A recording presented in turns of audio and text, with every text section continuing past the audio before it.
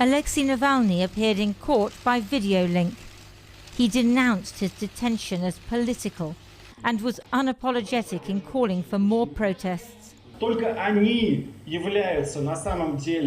I'd like to express my support for those who take to the streets, because they are the sole and final barrier stopping our country from descending into complete degradation.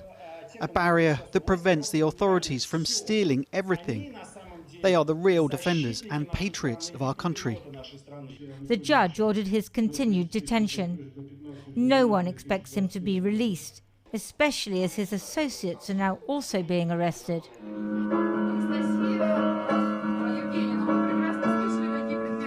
It takes quite a lot of nerve to keep playing, even as the police come to take you away. But Anastasia Vassilieva, Navalny's personal doctor, is used to stress. After all, she saw him suffering from Novichok poisoning. She's amongst several activists calling for more protests on Sunday. We are witnessing a birth of a national movement against the current political regime. So it's very different from many protests that we had before. People took part in those protests not only because they support Navalny, but because they are against Vladimir Putin and they want change. Zhana Nemtsova's father, Boris, one of President Putin's most prominent critics, was assassinated in 2015. Alexei Navalny has further popularized the same anti-corruption cause. I think that he appeals to another generation of Russians. He started his political career on internet, and he used these new social media platforms to communicate his messages. In what sense he is my father's follower? My father was also an anti-corruption crusader.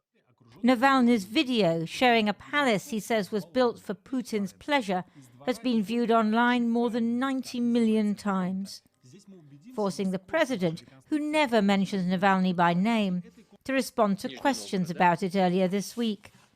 It was, he said, manipulated video, and he likened protesters to terrorists pushing women and children into danger. Yesterday's raids and arrests contain a clear message for Navalny's associates who are still at large.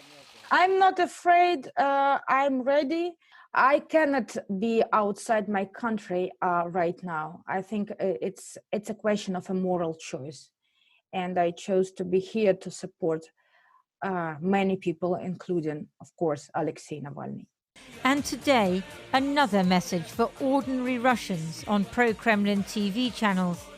An almost North Korean-style display, not just of patriotism, but of loyalty.